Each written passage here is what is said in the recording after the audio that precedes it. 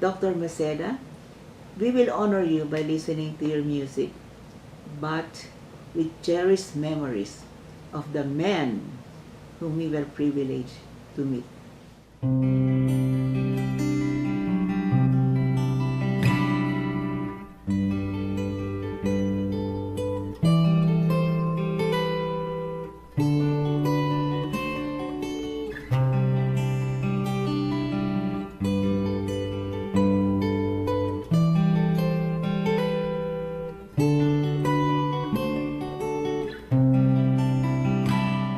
In 1997, Jose Montserrat Maceda was declared National Artist for Music.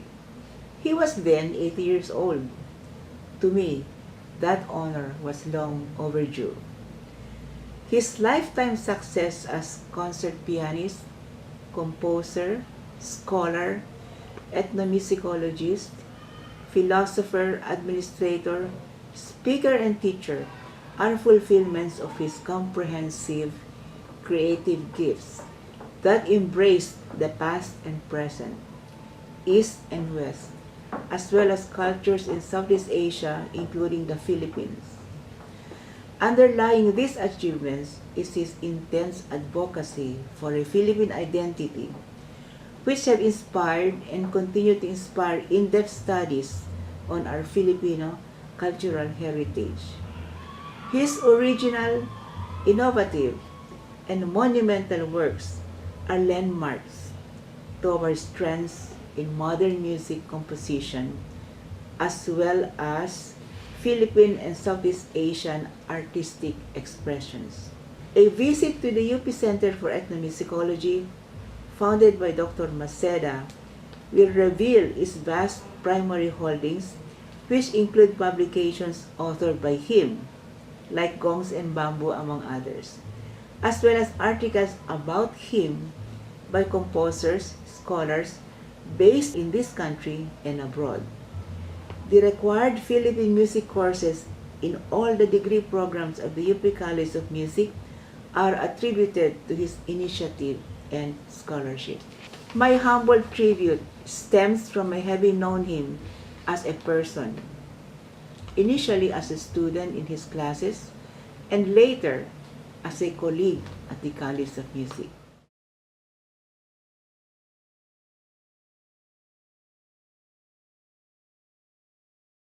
The musics of the North and the South live in two-time perspectives. The Cordillera reaches out further back in time, in a bamboo and flat gong music of indefinite pitches, played in complex rituals to honor the spirit of rice and communicate with other spirits. The South's principal musical contribution lies in a system of scale production in flutes, where a concept of time is based on proportions, or in an allocation of predictable time intervals between pitches of a scale.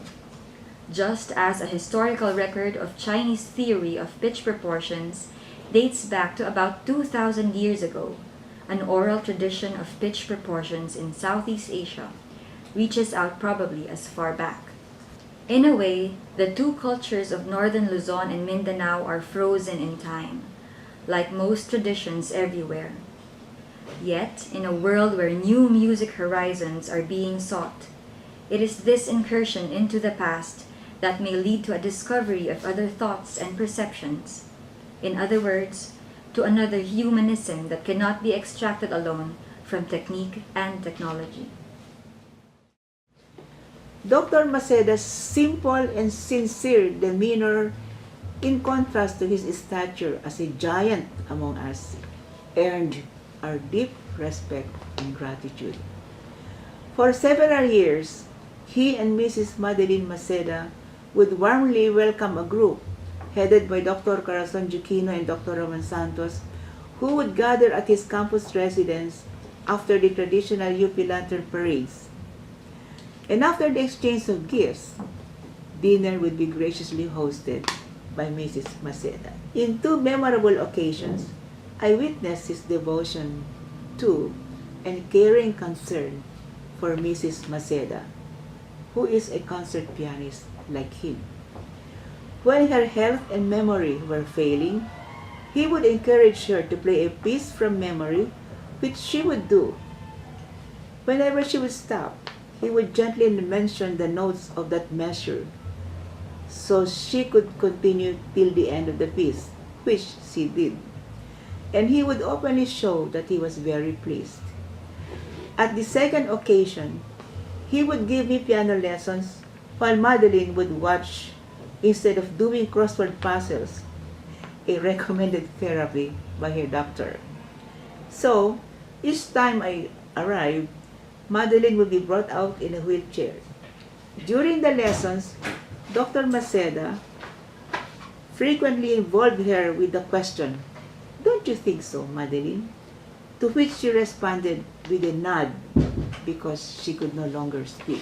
Soon after he was declared national artist, I reminded him that his presence would always be acknowledged at the concerts he would be attending at Abelardo Hall Auditorium, which was and still is the current practice. He firmly objected and threateningly said, "Hindi ako darating." His unexpected response instantly impressed upon me his humility. It was therefore not surprising when I came across his statement, "The man does not matter. If you want to honor me, listen to my music." Yet, he did not object to be crowned with some pagita buds at the end of the Putungan ritual music and dance, which honored him and two other national artists, Lucrecia Casilag and Andrea Veneracion, held at the Abelardo Hall Auditorium. He also gamely posed for a photo with me and two special friends. Here is a minor but very significant detail about the funeral procession that brought him from Abelardo Hall Auditorium to the UP Catholic Chapel. It was accompanied not by band music, but with gongs. Dr. Maceda, we will honor you by listening to your music, but with cherished memories of the men whom we were privileged to meet. I've been molded by something outside, by Europe and America.